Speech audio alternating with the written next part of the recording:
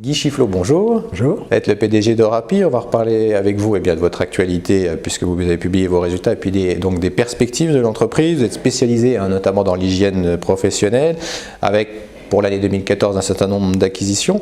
Comment ça s'est passé pour vous? Vous êtes satisfait en tout cas de l'activité? Oui, on est satisfait de notre activité. On a fait un chiffre d'affaires de 220,2 millions d'euros de chiffre et on a une progression de 4,7% sur notre chiffre d'affaires. Par contre, notre résultat opérationnel et notre EBITDA ont légèrement baissé dû à des problèmes qui se sont passés, notamment on est venu dans des nouveaux marchés qui sont les marchés de l'hygiène professionnelle en vente directe et là on a un certain nombre de clients qu'on fournissait avec d'autres entreprises en vendant des produits en vente indirecte qui nous ont un petit peu abandonnés, ce qui nous a fait perdre un peu de chiffres. Et puis on a eu deux problèmes. Un problème en Suède où là on a perdu suite à un départ d'un dirigeant plus de 50% de notre chiffre d'affaires, et un autre problème suite à un procès qu'on a eu qui nous a bloqué dans une activité qu'on avait rachetée au tribunal de commerce de Lisieux, et cette activité a été bloquée pendant plus de 6 mois, ce qui a été très désavantageux pour nous. Donc vous pourriez dire une partie d'éléments non récurrents? C'est une partie d'éléments non récurrents qui, si on les retraite, arrangerait notre résultat opérationnel qui est de 6,8 millions cette année. On a estimé qu'on a perdu 3,5 millions, ce qui ferait que notre résultat opérationnel passerait à plus de 10 millions et notre EBITDA à plus de 15 millions parce qu'il est de 12,3 millions cette année. Alors justement, le fait de passer sur cette hygiène professionnelle en vente en direct, donc ça veut dire aujourd'hui pour vous un besoin d'organisation, de concentration, puisqu'il y a eu des acquisitions? Alors tout à fait, nous avions acheté il y a 2 ans la société Argos qui a une organisation de vente en direct. Déjà, c'est là où on commence à perturber le marché du fait que certains distributeurs se trouvent en disant vous êtes nos concurrents, donc ne veulent plus s'approvisionner chez nous, puisque nous avons des usines, nous produisons nos produits.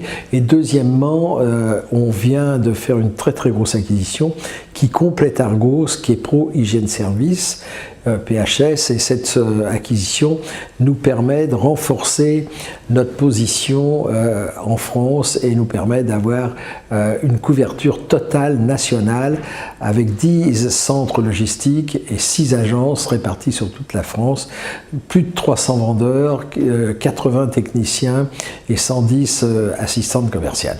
Ce qui fait que nous avons aujourd'hui une couverture parfaite nationale et nous avons un vrai outil de guerre et de développement dans l'hygiène professionnelle. Justement, pour vous, c'était essentiel de basculer sur ce système-là.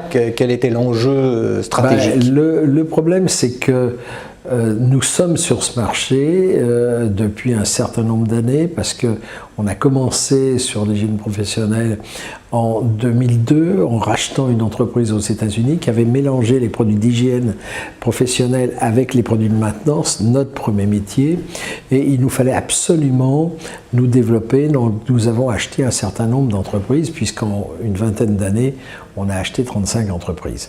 Ce qui fait qu'on voulait rentrer dans l'hygiène pro, qui est un métier assez spécial, qui est des petites formulations, qui est des formulations bien spéciales de produits et qui est un domaine où non seulement on vend le produit, mais on l'applique avec des systèmes de dosage, de distribution. Donc il nous fallait une organisation de vente complète sur le marché français parce qu'il faut qu'on touche le client et il faut qu'on ait ce contact avec nos clients qui sont les services, les administrations, les collectivités, et qui est une clientèle qui est assez stable, et on voulait être le leader dans ce métier et c'est ce que nous sommes devenus. Aujourd'hui, donc, il y a cette organisation nouvelle à mettre en place. Il y a aussi des investissements pour répondre justement à ces nouveaux marchés? Alors, bien sûr, nous investissons beaucoup d'argent toutes les années. Nous investissons dans les usines, dans nos usines, nous investissons dans nos systèmes de vente et puis dans nos systèmes informatiques. On a investi en 2014 de 5,7 millions d'euros et nous investissons dans nos systèmes qui sont nos doseurs, nos distributeurs, entre 2 et 3 millions d'euros toutes les années. Mais c'est un business qui est intéressant parce que nous posons des doseurs distributeurs qui sont des machines à sous pour nous et qui permettent de fidéliser le client pendant 3 ou 4 ans avec des contrats qui nous permettent d'avoir la fidélisation et des ventes récurrentes. Du côté de la situation financière, vous indiquez également, à cette occasion de la publication, une augmentation de le fait que vous alliez faire une augmentation de capital de à peu près 8 millions d'euros. Oui. À quoi servira-t-elle? Alors, si vous voulez, on fait toujours très attention à notre gearing, c'est-à-dire que le gearing fin 2014 du groupe Orapi est de 76%. Je vous appelle, c'est le ratio des dettes sur fonds propres.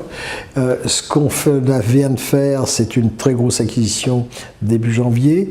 On veut toujours garder cette même relation dette sur fonds propres en parallèle et notre société de holding a donc rajouté des capitaux pour faire cette acquisition et on a l'intention de garder ce même ratio, c'est-à-dire 75%, et de continuer de la même sorte. Nos dettes et nos fonds propres doivent être dans la même relation.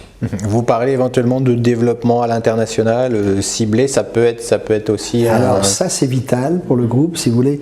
Le groupe aujourd'hui fait 80% de son chiffre d'affaires en France, c'est pas la stratégie. Notre stratégie, c'est de nous développer à l'international.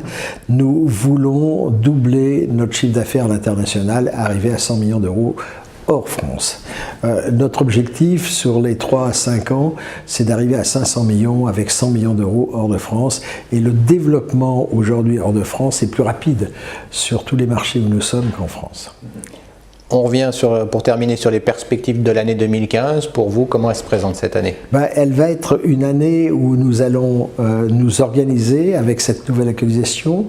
Premièrement, nous avons créé une nouvelle marque qui s'appelle Orapi Hygiène.